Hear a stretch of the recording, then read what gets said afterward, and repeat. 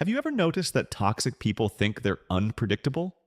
Like they're some mysterious riddle, some psychological puzzle no one can figure out. Here's the twist they don't see coming: they're incredibly readable. And once you know what to look for, you can see their next move before they even think it. Their little jabs, their manipulative pauses, their fake confusion, their guilt trips and reality flips, it's all a script. And today, I'm going to show you exactly how to read that script like it's printed in bold and outsmart them at their own game. Part 1: How to read toxic people like a book. Let's be brutally honest for a second. Most people don't realize they're being manipulated. Not because they're stupid or naive, but because toxic people don't attack you head on. They study you quietly, subtly, like someone flipping through the first chapter of a book, trying to understand the main character before the story even starts. Here's where their story always begins. 1. The pinprick test. Toxic people start with what I call the pinprick moments. Tiny, seemingly harmless comments that feel like a tap on the shoulder, but land like a needle under the skin. You've heard them before. Relax, you're so tense. Someone woke up sensitive today. It was just a joke. Chill. And then they pause. They always pause. Not to hear your explanation, but to watch your micro reactions. Your eyebrows lifting, your half-second freeze, the way you inhale sharply or force a laugh you don't mean. Because the truth is, these little jabs aren't jokes. They're scanners. In psychology, we know people reveal their emotional weak points through micro reactions, and toxic personalities pick up on those reactions faster than you think. If shame makes you flinch, they see it. If guilt softens your voice, they notice. If defensiveness makes you ramble, they log that too. And here's the part most people miss. The emotion you react with first tells them exactly which button they can push later. That's their chapter 1. When you notice the joke that isn't a joke, you're already reading the first page of their playbook. Then comes the next chapter, the boundary stretch. And this one's even quieter. Toxic people don't break your boundaries. They stretch them, slowly, like someone testing the elasticity of a rubber band to see when it snaps. They'll say things like, "Hey, why didn't you respond for hours?" right after ignoring your messages for days, or, "Can you do me a quick favor?" And somehow it's never quick. "Don't be difficult." "It's not a big deal." "You don't mind if I do this, right?" These aren't requests. They're measurements. They're watching how fast you fold, how quickly you explain yourself, how uncomfortable you get when someone pushes past your line. Psychology calls this compliance testing. Manipulators look for low-friction entry points, the little permissions that make the next violation easier. And here's what they're actually reading: your tolerance for conflict. If you rush to justify yourself, they learn you fear being misunderstood. If you get quiet, they learn you hate tension. If you comply to avoid awkwardness, they learn you can be guilt-tripped. That's chapter 2 of their book. How far can I go before you push back? Once you catch that pattern, you're not confused anymore, you're decoding. But the real plot twist, the one that shows up in every toxic person's story, is what I call the reality flip. It's the moment they stop testing you and start rewriting the truth to control your perception of it. Suddenly you hear things like, "I never said that." "You're remembering it wrong." "You're overreacting." "You're too emotional. Calm down." Notice what's happening here. They're not arguing about the situation. They're arguing about your ability to interpret reality. And if they can make you doubt your own perception, they can control the entire narrative. That's what gaslighting really is. Not confusion for the sake of confusion, but cognitive disorientation. Studies show that once your internal compass starts shaking, you naturally look to the other person for clarity.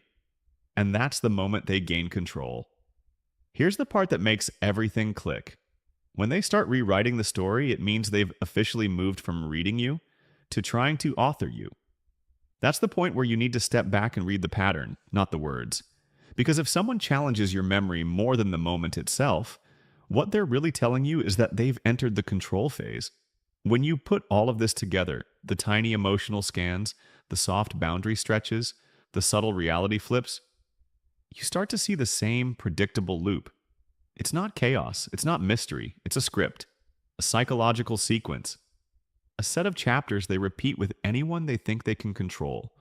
And once you recognize that, you stop taking things personally. You stop getting pulled into their plot line, you stop reacting, and you start reading. Part 2.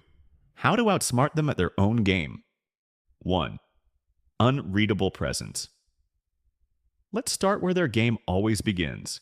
Remember those pinprick moments, the tiny emotional scans they use to read your reactions?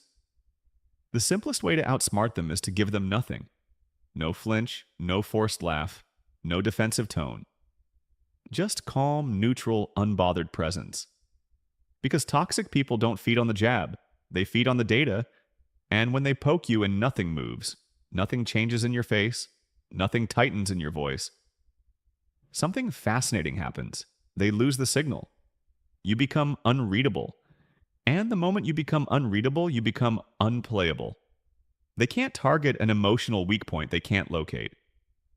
And here's the psychological advantage you gain. Neutrality is disarming. It creates what researchers call informational asymmetry. They're trying to study you, but you're no longer responding in a way that gives them anything to study.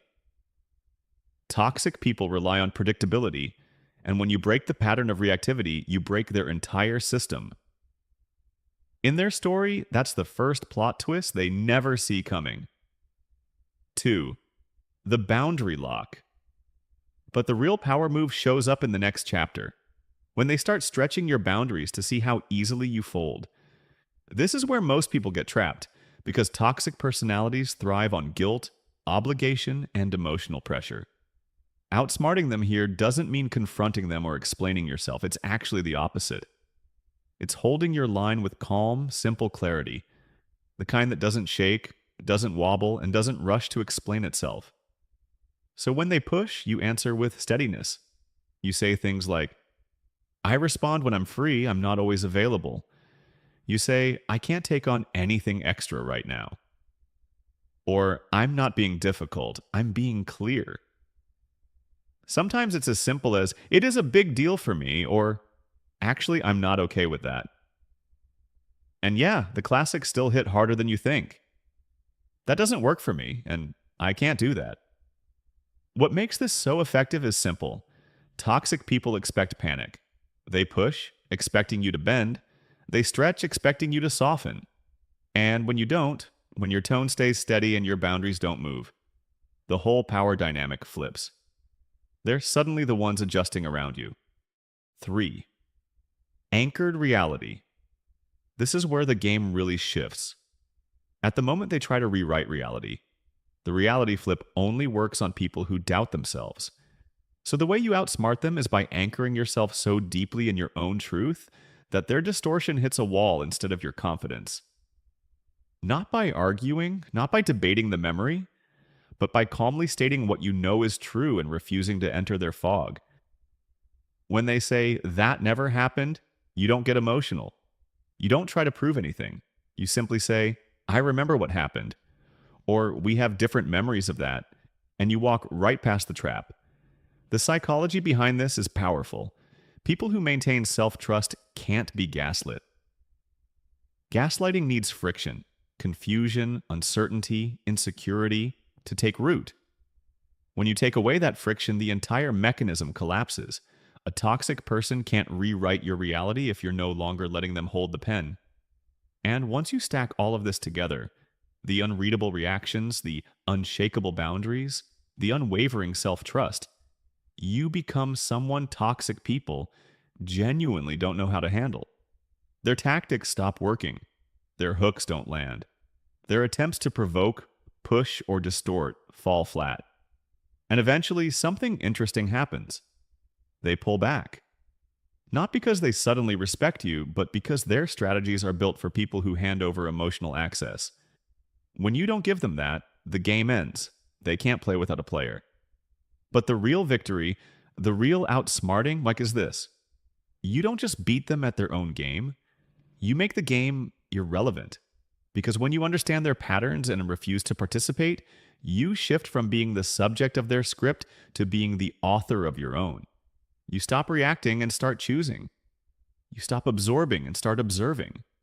You stop defending yourself against their behavior and start directing the energy of the relationship on your own terms. That's what it means to outsmart a toxic person. Not to overpower them, not to out-argue them, but to become someone their tactics cannot reach. Someone who's too grounded to be provoked, too clear to be manipulated, and too self-trusting to be rewritten. Because at the end of the day, the only unbeatable player in a toxic game is the one who refuses to play by their rules. And once you understand that, once you embody that, you're not just reading toxic people. You're rewriting the entire story. Now I want to hear from you. What's the sneakiest way someone has ever tried to test your boundaries? Drop it in the comments, share your story, and let's decode it together. And if you want to take it a step further and make sure you never get pulled into gossip traps while staying polite, check out my next video on how to stop gossip without being awkward. It's all about staying untouchable without losing your cool.